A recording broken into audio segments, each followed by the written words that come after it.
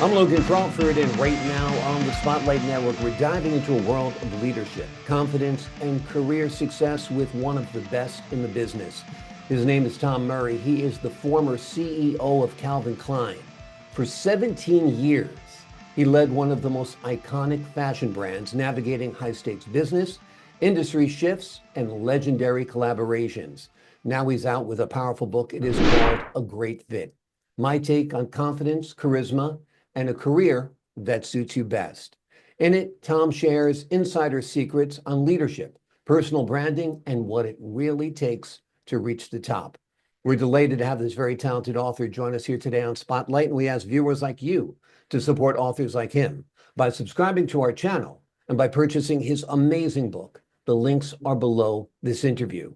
And be sure to download the Spotlight Network TV app, streaming on Roku, Apple TV, and Amazon Fire TV. Tom, thanks so much for joining us here today on Spotlight.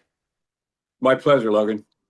17 years as the CEO of any industry is an amazing accomplishment, let alone fashion, where things go in and out of style very, very quickly. How were you able to maintain your role at this high helm of power for nearly 2 decades? Well, sort of a combination of things. One thing, I'm very fortunately, I'm very good at compartmentalizing, and so I can function on multiple different categories and levels at the same time. It's a gift, I guess, but it's worked out really well for me. Does a lot of that have to do with delegation, being able to stay on top of a lot of tasks and having strong team leaders? Use the right word. Use the right word. Delegation. Yeah. I'm very good at delegating. Individual can't accomplish much by himself. So delegation was a very important aspect of my management style. What was the biggest leadership challenge you faced during your tenure there? Well, I think, let's see, biggest leadership challenge. Actually, didn't really have too many challenges that I wasn't able to handle. So I really don't know what the biggest one would be. They're all Fires you were able to put out, no problem, which of course is why you were able to sustain that career so long. So that brings me to my next question, and it's about confidence. Obviously, you have a lot of confidence, you have a lot of charisma. Are these characteristics and qualities that you feel that people can cultivate? Yes, I do. Absolutely. And how do you do that? Through emulation? Tell us a little bit about how you do that.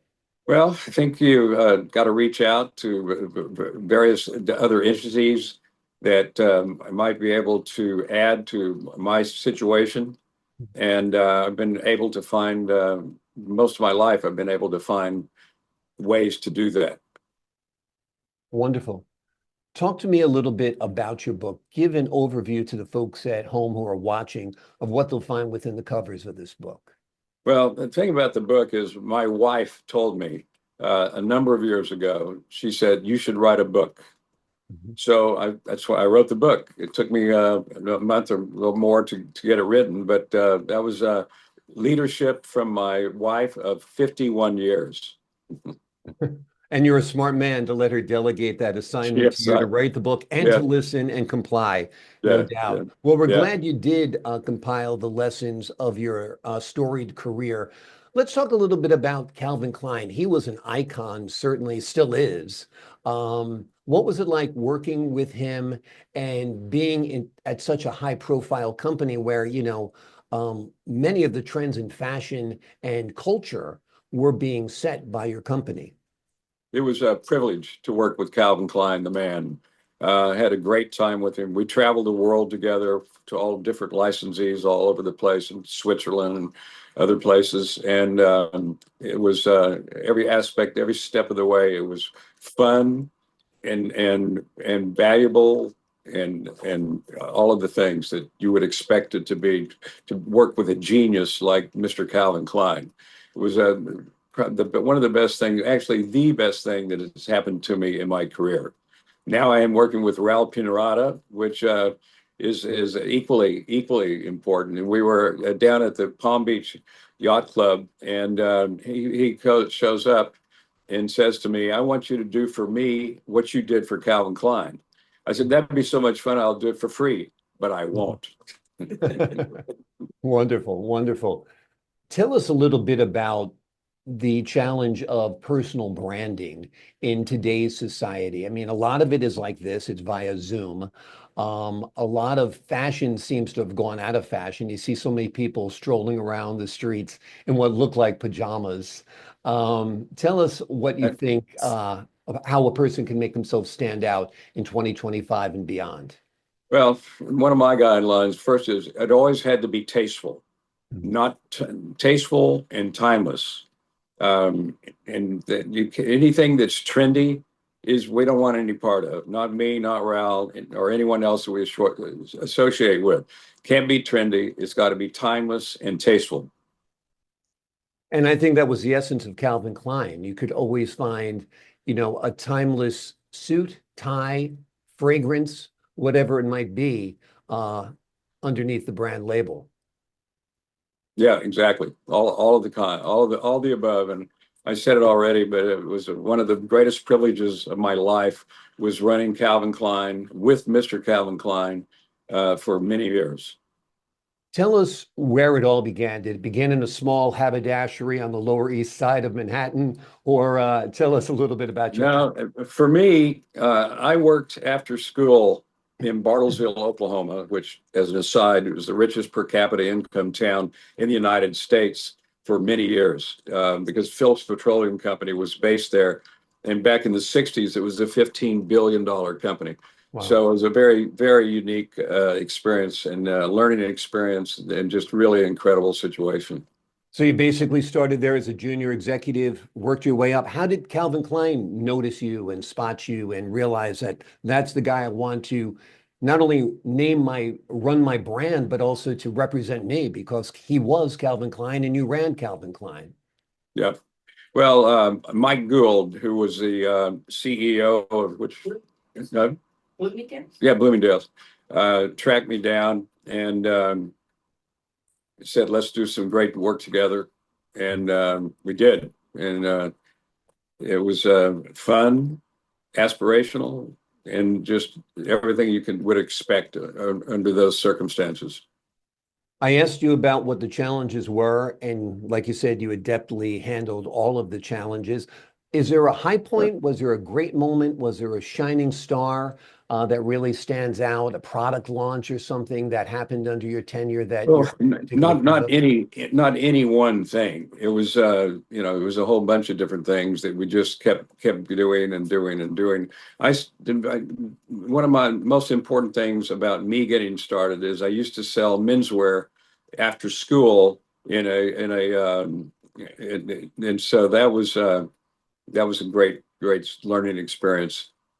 Yeah, It was really my first time in the fashion industry, menswear, etc. And so I learned a lot and learned to listen to the customer and make sure that you're adding and for providing everything that would should be expected. one of your loves, of course, one of your passions is music. Tell us a little bit about your music career now.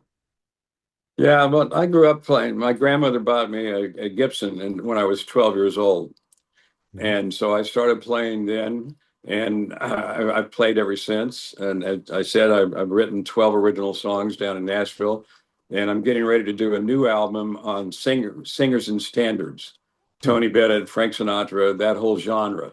So I'm really looking forward to doing that in the next month or two. What are some of the cuts we might see on that album?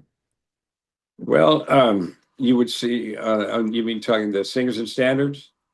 Yeah, some of the Yeah, you standards would we do would hear. just about any music by Sinatra and Tony Bennett.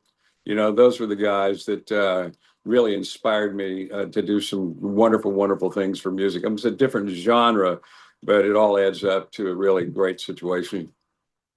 And they're classic and timeless, just like Calvin Klein fashions as well, right? Absolutely, Yeah. absolutely. Frank Sinatra will never go out of style. Tony Bennett will never go out of style. All of the greats from that era. And Tom Murray will never go out of style, no doubt, because you're keeping Hopefully, active. hopefully not. Without a doubt, without a doubt. We're talking about a terrific book, folks, written by the CEO of Calvin Klein. He was at the helm for 17 years. The name of the book is A Great Fit. My take on confidence, charisma, and the career that suits you best. Inside the book, Tom shares insider secrets on leadership, branding, and what it really takes to reach the top. Tom, before we leave you today, let me ask you, if you were going to give one bit of advice to someone about how to make it to the top, what would that be? Surround yourself with talented people, and you have to be a team player to be able to be successful over time. We used to have Tuesday morning meetings at 10 o'clock every week, and I would go around the room to my 10 division heads, and each division head would talk about what was going on there and their aspect of the business. And we did that every single week. So not only was it fun, but it was really, really great for what I was trying to accomplish. And I like the fact that it was on Tuesday because Monday I'm not ready to start playing yet. Tuesday, I'm in the game. Tom, thank you so much for joining me here today on Spotlight. My pleasure, Logan. Thanks very much for inviting me. Pleasure's all mine, sir. To the folks at home, I'm Logan Crawford, thanking you for your time this time. Until next time on Spotlight.